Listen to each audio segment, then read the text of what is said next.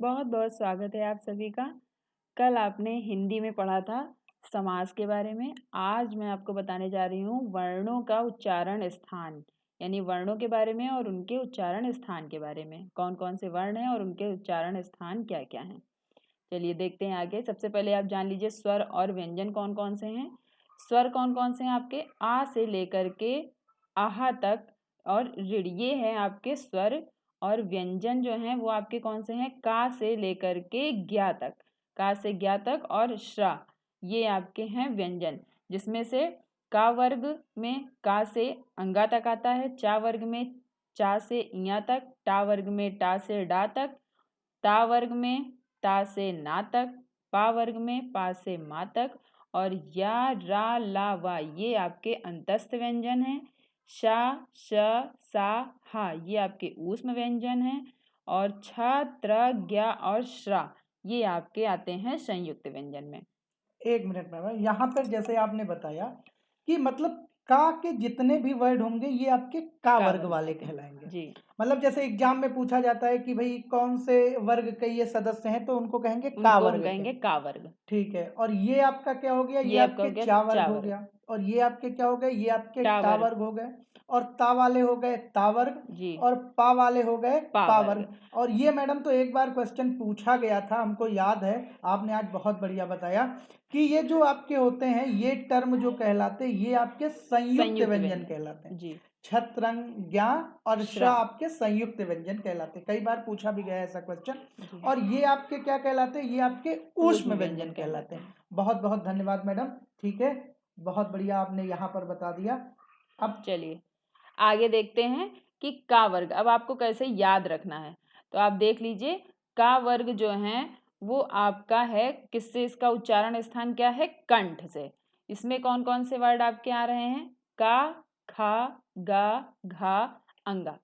अच्छा मैडम, हाँ कभी कभी क्वेश्चन ऐसा पूछा जाता है कि भाई क्वेश्चन में क्या रहता है, क्वेश्चन में रहता है कि कौन से ऐसे टर्म है, नीचे 4-5 दिए रहते हैं, उनका उच्चारण कंठ से होता है। कंठ से होता है। उनका उच्चारण स्थान कंठ से है।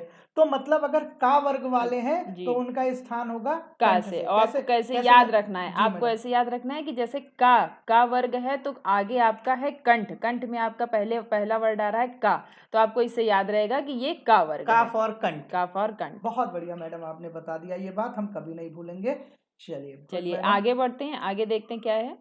अगला वर्ग है आपका चा वर्ग। देखिए चा वर्ग यानी कि चा से लेकर के चा छा जा झा या, ये आपका है तालु से इसका उच्चारण स्थान होता है। इसको आपको किस तरह याद रखना है, आप इस बात का भी ध्यान रखिए।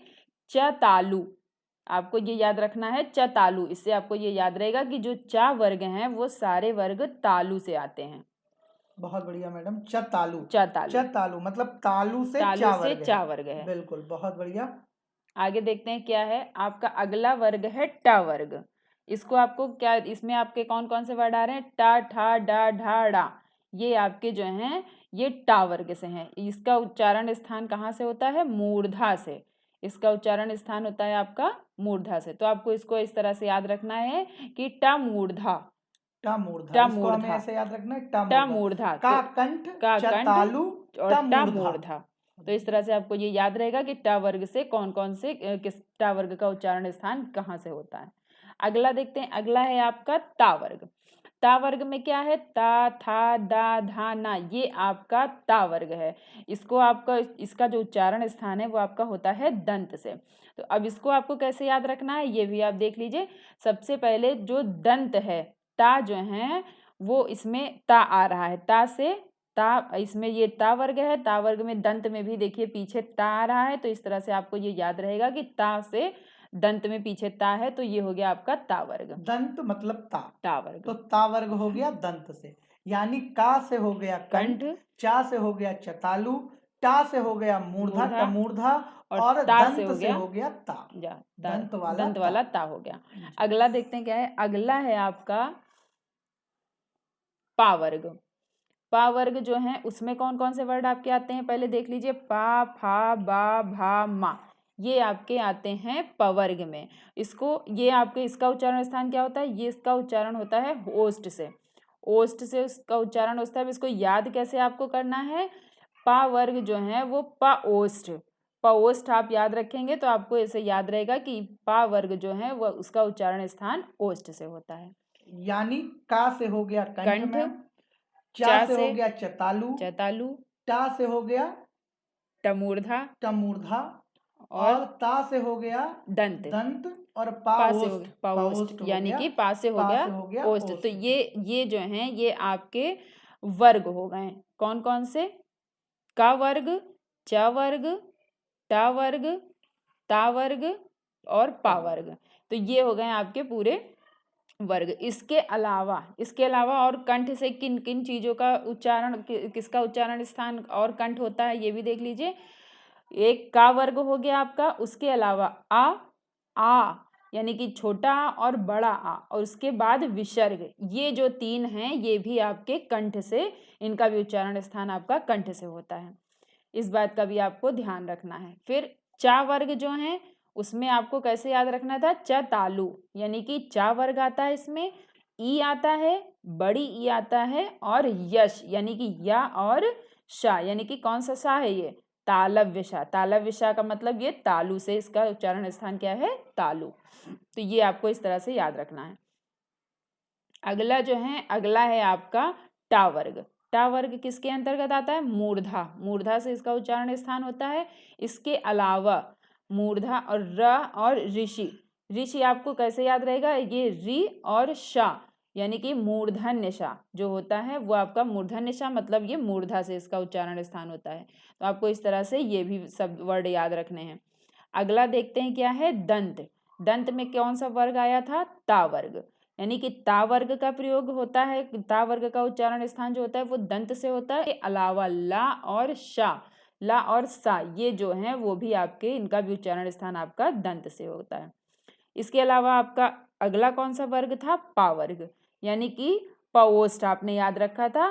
पा वर्ग जो है उसका भी उच्चारण स्थान आपका ओष्ठ से होता है, और उसके अलावा उ और बड़ा उ, इनका भी उच्चारण स्थान आपका ओष्ठ से होता है। तो अब आपको इन चीजों का भी ध्यान रखना है कि का वर्ग के अलावा कौन से वर्ड आते हैं, चा के अलावा कौन से वर्ड आते हैं, टा ता पा, इस तरह से इसके अलावा भी आगे कौन से वर्ड आते हैं जिनका उच्चारण स्थान इनसे होगा।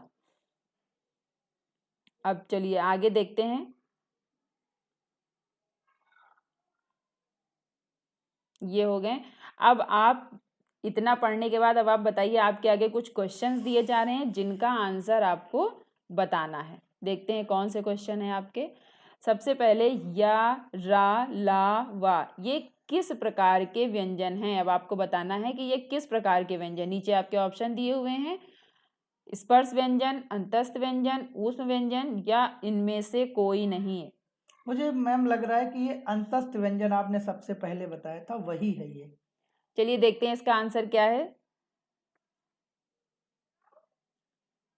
ये बिल्कुल सही, अंतस्थ व्यंजन, यानी कि या, रा, लावा जो है ये कौन से व्यंजन में है, अंतस्थ व्यंजन में। अगला क्वेश्चन देखते हैं क्या है, शा, श, सा, हा, ये कौन से व्यंजन कहलाते हैं। नीचे ऑप्शन देखिए, स्पर्शी, ऊष्म, स्पर्श संघर्षी या प्रकंपी, इनमें से ये कौन से व्यंजन के अंतर्गत आते हैं, बताइए कौन सा है। ये ऊष्म लग रहा है मैडम मुझे। ऊष्म व्यंजन, चलिए देखते हैं इसका आंसर क्या है। ये ऊष्म व्यंजन, बिल्कुल सही, बहुत सही। आगे चलिए देखते हैं क्या है, तालव्य व्यंजन है, कौन कौन से आपके तालव्य व्यंजन हैं। नीचे ऑप्शन देखिए, बताइए तालव्य व्यंजन कौन कौन से हैं। चतालू मैडम आपने बताया था, चतालू, तो यानी जो चा वाले होंगे वो तालू से होंगे, और यहाँ पर तालू पूछ रहा है, तो चतालू पूछ रहा है, तो जाहिर सी बात है चाचा जाजा हो जाएगा, यानी आपका ये वाला सही हो जाएगा। चलिए देखते हैं आंसर क्या है आपका, सही आंसर क्या है, बिल्कुल सही, बहुत सही। चलिए आगे अगले क्वेश्चन देखते हैं। अगला क्वेश्चन हमारा क्या है, घा का उच्चारण स्थान कौन सा है। अगला ऑप्शन देखिए, मूर्धा, कंठ, तालु, दंत, बताइए। अब का जो आता है वो का, खा, गा, घा, ये आता है, का, खा, गा, घा, तो घा यानी का ग्रुप में आता है, और का होता है कंठ से। कहाँ से होता है, कंठ से होता है, तो कंठ से अगर ये होगा तो कंठ वाला ही सही होगा, यानी घा का उच्चारण स्थान कंठ से होगा चलिए मैम। देखते हैं आंसर क्या है। अगला आंसर है आपका कंठ, यानी कि बिल्कुल सही आंसर दिया आपने। अगला क्वेश्चन, किस क्रमांक में ई स्वर का सही उच्चारण स्थान है? अब देखिए इसमें कौन सा आपका है, बताइए। कंठ, तालु, ओष्ठ, मूर्धा। मैम देखो ये होता है आ जो होता है ये जाता है कंठ के पास, आ आपका कंठ होता है, और जो ई होती है का के बाद आता है चतालू, तो ये होता है चतालू वाले में जाएगा ये, यानी ये तालु होगा, सही स्थान होगा तालु। तालु। चलिए देखते हैं, अब बढ़ते हैं आगे आंसर की ओर, देखते हैं सही आंसर क्या है। और ये आ गया एकदम सही जवाब। अगला क्वेश्चन, अगले क्वेश्चन की ओर जाते हैं, देखते हैं। निम्नलिखित में से कौन सा वर्ण उच्चारण की दृष्टि से दंत नहीं है? अब इसमें क्वेश्चन है कि नहीं है, ध्यान दीजिए क्वेश्चन पे। ऑप्शन देखिए। दंत वाले जो मैडम होते हैं ना, दंत वाले, आपने बताया था कि जो दंत होता है वो हमेशा होता है ता समूह होता है, तो जब ये ता समूह होगा तो ता, था, दा, धा, ना, ये सब इसी में चला जाएगा। मतलब आपका जो टा है, टा होता है आपका मूर्धा वाला, टा मूर्धा, ठीक है, तो यानी आपका दंत से नहीं होगा, यही टा मैम सही होगा, सही आंसर होगा आपका टा। चलिए देखते हैं आंसर क्या है।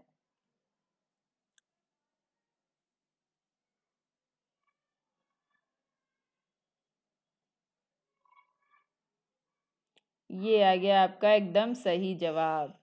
चलिए आगे अगला क्वेश्चन देखते हैं। यदि नीचे का होंठ पूरी तरह से काट दिया जाए तो किस ध्वनि के उच्चारण में कठिनाई होगी? अगर आपका नीचे का होंठ काट दिया जाए तो उसका उच्चारण करने में कब कठिनाई होगी, बताइए। ला, बा, धा, खा, क्या है इसका आंसर?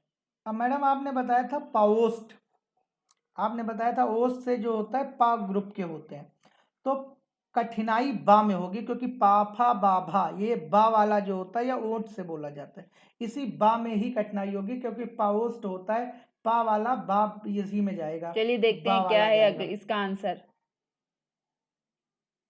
बिल्कुल सही।